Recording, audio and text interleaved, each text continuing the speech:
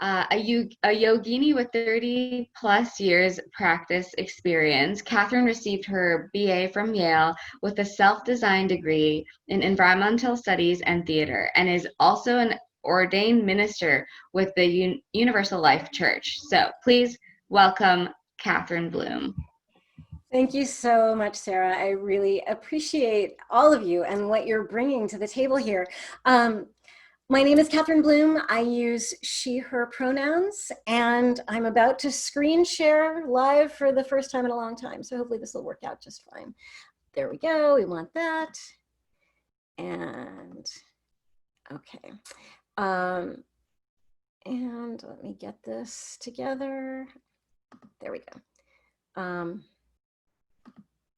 All right, so I'm coming to you live from Charlotte, Vermont, which is the ancestral home of the Abenaki people. And once again, thanks to all the folks at the 6th International Yoga Festival and Health Expo for organizing this great event. I am already deeply moved and have buckets to think about. I want to say right up front that when we are talking about organic food, living an organic lifestyle, and tackling climate change, we're putting ourselves right into the middle of conversations about social, environmental, and economic justice. And so I'm really grateful that Melanie in particular called out a lot of these inherent justice issues in all the stuff that we're talking about, because they are at core the heart of all of these issues. So if we're going to put ourselves in the middle of that conversation, if I'm going to do that, then we should definitely know who's doing the talking. So I want to position myself not by my resume, but as a white, cisgendered, well-educated woman who is financially stable and able-bodied. I'm also from the United States and have lived my entire life in politically liberal communities on both sides of the country. I'm also a generalist. I'm a systems thinker, a storyteller. I like details, but I also like looking at things from the 30,000 foot level where artificial lines of distinction tend to disappear. Or I like looking at things from that point in space where the Earth is only visible as a pale blue dot hanging in an endless void. But I digress. Organic food, organic living, climate change, these are enormous topics. And what I want to offer mostly is background and context, knowing full well that there are so many avenues of approach and numerous experts coming from a wide range of perspectives and traditions. I would never presume to represent them. I'm merely here to share some juicy nuggets from the rich fruit of what they have to offer.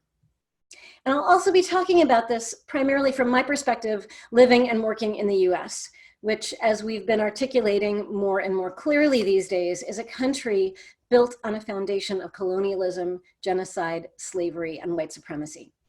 Given that we in the US have less than 5% of the world's population, but consume about 40% of the resources and emit around 21% of the carbon dioxide, what happens here is unfortunately extremely relevant to everyone else on the planet. And to all of you folks outside the US, particularly anyone who's in a climate vulnerable country, and to young people everywhere who will have to contend with the consequences of climate change for the rest of your lives, I'm very sorry about all of this. So let's start by defining organic. We'll take it from the perspective of the US Department of Agriculture's National Organic Program, which says that organic produce and other ingredients are grown without the use of synthetic pesticides, sewage sludge, synthetic fertilizers, genetically modified organisms, bioengineering, or ionizing radiation. And then with some minor exceptions, organic meat, eggs, and dairy products come from animals that are not given antibiotics or growth hormones. And you will note that our organic label does not address other issues like energy use, packaging, transportation, or, as Melanie pointed out, how the animals and the agricultural workers also are being treated. The National Organic Program regulations do address the treatment of livestock to some degree, but there's a huge loophole. So the question of when animals are allowed outside and how much space they get is mostly left up to the discretion of each individual producer, which means there's a big difference between organic and free range, which, as you can see, isn't always free range. Another tricky part, especially in the US, where we practice a particularly brutal form of both capitalism and democracy, is that lobbyists from industrial agriculture have inserted themselves into the rulemaking process, and they've expanded the definition of organic to include rather unlikely things like growing food using hydroponics, which is a liquid nutrient solution rather than soil, and the use of, say, black plastic for weed suppression, both of which fly in the face of the original intent of organic agriculture, which was all about preserving the health of the soil, which is a living thing. But that battle isn't new. In fact, it's been fought ever since the beginning of the notion of organic agriculture. And so I'll give you just a thumbnail history of how we got to here. Up until the 1920s, farmers generally controlled weeds and pests and fed the soil using traditional farming practices that conserved and regenerated the land. But after the Second World War, new research showed how certain chemicals like DDT were capable of killing crop-eating insects, and others were valuable for killing weeds or fertilizing fields. And the use of these chemicals was widely adopted. The goal was to increase food production, which was a legitimate concern, but also to maximize profits. And this led to the industrialization of farming. Food started being grown for volume, durability, and consistency rather than quality and flavor, which led to many unintended consequences. The widespread use of herbicides and insecticides poisoned groundwater and killed all kinds of insects, not just the ones which ate the crops. This decimated populations of animals like birds, which fed on those insects and had impacts all the way up the food chain. We saw the loss of small family farms, which couldn't compete with well-financed agribusiness, and the subsequent destruction of rural communities.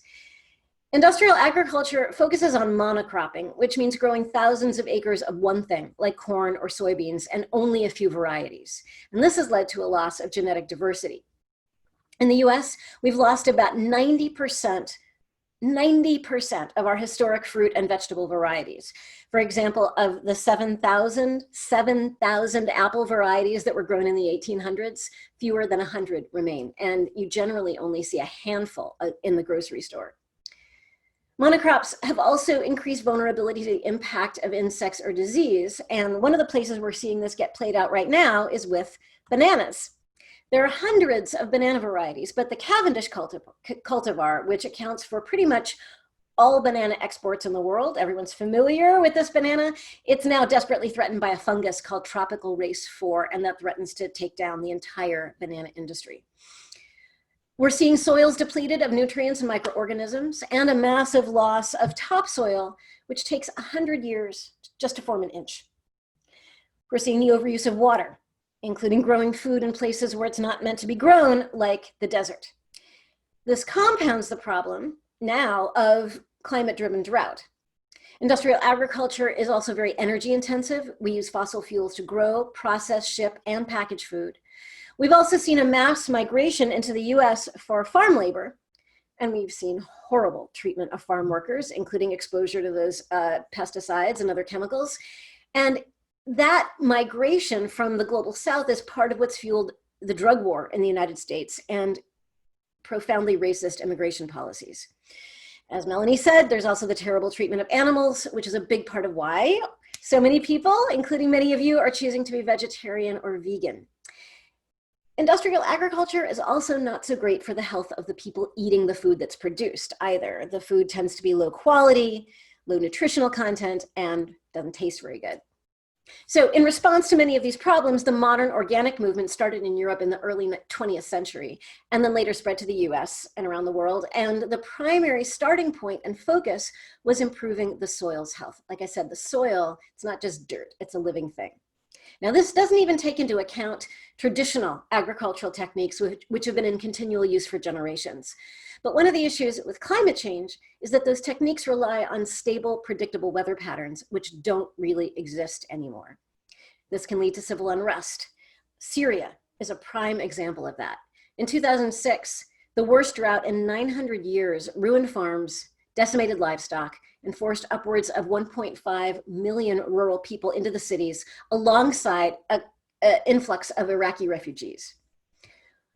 This is another American responsibility. Water was scarce, food was expensive, and the subsequent social unrest and civil war, as you know, has been catastrophic. So obviously, truly organic food is vital for the health of both people and the planet.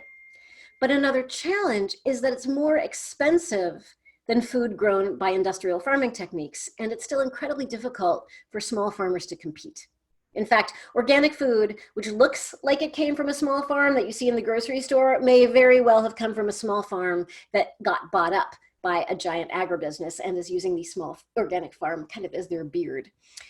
And while food might have been grown organically, it's often transported thousands of miles to get to the store. It's often packaged in plastic, which is still primarily made from fossil fuels. And plastic, as we've seen, is its own polluting nightmare. Another problem is that the cleanest, healthiest food is frequently inaccessible and not affordable for lower income people, particularly people who live in food deserts, where there's often no close place to get anything other than the kind of packaged junk food that you see in gas stations.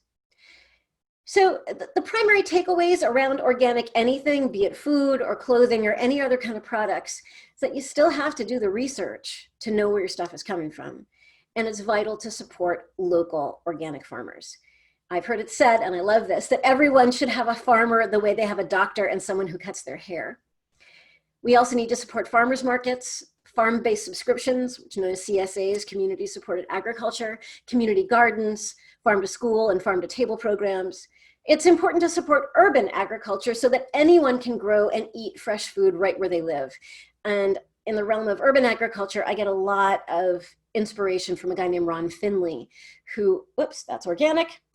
There's Ron Finley. He's a Los Angeles-based activist and guerrilla gardener, and he's brilliant. You can check out his TED Talk.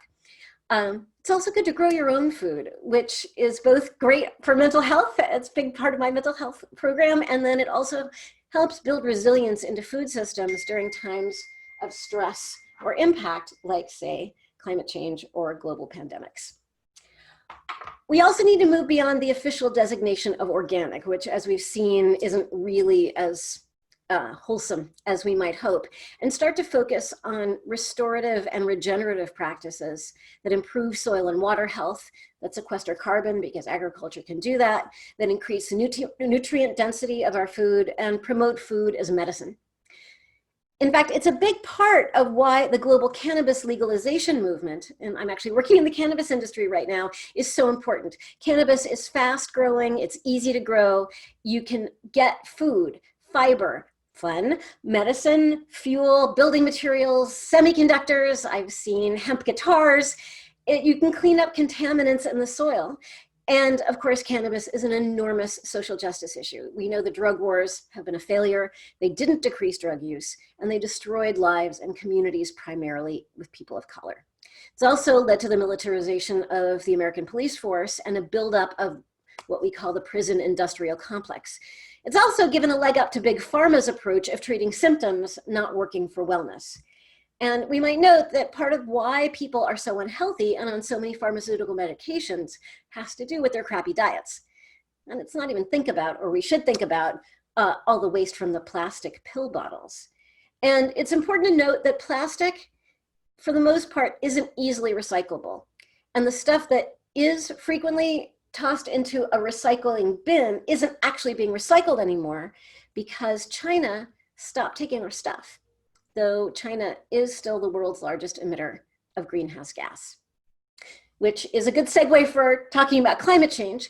I trust at this point, most of you probably know the basic mechanisms of climate change. Burning fossil fuels sends heat trapping gases into the atmosphere. Solar radiation can't escape and it heats up the planet. That's the thumbnail sketch of that.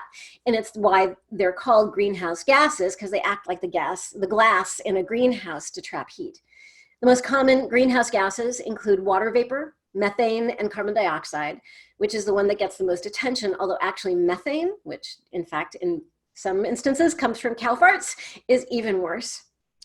Pre-industrial levels of atmospheric carbon dioxide ran around 285 parts per million. And to conceptualize a part per million, it's sort of like a drop of water in a car's gas tank. Those are the proportions we're talking about.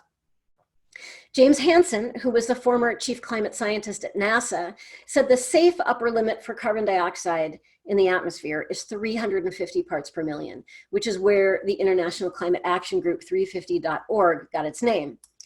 Current atmospheric levels of CO2 are about 412 parts per million and climbing.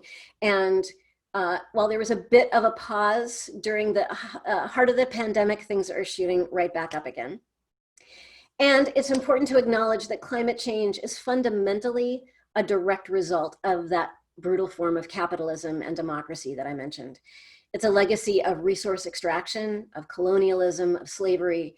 There's no difference between the rapacious use of natural resources, stealing indigenous land, and the exploitation and devaluing of Black and brown bodies. So the ultimate work in addressing all of these issues is to move from an extractive economy to a regenerative and restorative economy. And that work from moving to extractive to regenerative is known as just transition. This is about systems change. No individual can go it alone, which is why those post-pandemic CO2 levels are shooting back up, because it's not the individuals who are really at the heart of the problem. We have a responsibility, absolutely, but it's really giant systems that are the fundamental challenge. But if you want to get involved, there are so many organizations doing really great work. And I'll highlight just a few here, and then I'll put their links in the comments. So there's Regeneration International, which promotes regenerative food, farming, and land management. There is 350.org. They're kind of the grandmother of climate action groups. There's Project Drawdown. These folks are fascinating. They did a mathematical analysis and ranking of all of the various climate solutions out in the world that they could find. And solutions are focused on one of three areas: bringing carbon emissions to zero, sequestering carbon, and fostering equality for all. And in that light, something they discovered that I totally love is that one of the most powerful things you can do to fight climate change is to educate girls and give women access to family planning. I'll say that again: educate girls and give women access to family planning. There's the Organic Consumers Association, which works for a just food and farming system. And I included them in large part because they get into the weeds on all of those federal legislative details, all the rules and regulations about what's organic. They're the ones fighting that fight on our behalf. Then there's the Climate Justice Alliance, which is a coalition of more than 70 organizations focused on addressing racial and economic inequality together with climate change. It makes climate change incredibly intersectional. And their organizing work is grounded in that concept of just transition. And I'll tell you, of all the climate action groups out there, and there's a lot of amazing ones, I think Climate Justice Alliance, their work is the most comprehensive and inclusive that I've ever seen. So one last thing I want to note from a yogic perspective. While all of the challenges that we're facing can seem enormous, overwhelming, and almost impossible to solve, it's important to remember that, as I heard a Hindu Swami at a climate conference say once, it's all about the mind. Everything is in our minds: our values, our beliefs, our stories, our hopes, our prejudices. And the mind, believe it or not, can change in an instant. So that is a lot to absorb and digest. If you've got any questions, I will include my email in the list of resources, which I'll share with you right now in the chat. And thank you all so much for your time and attention.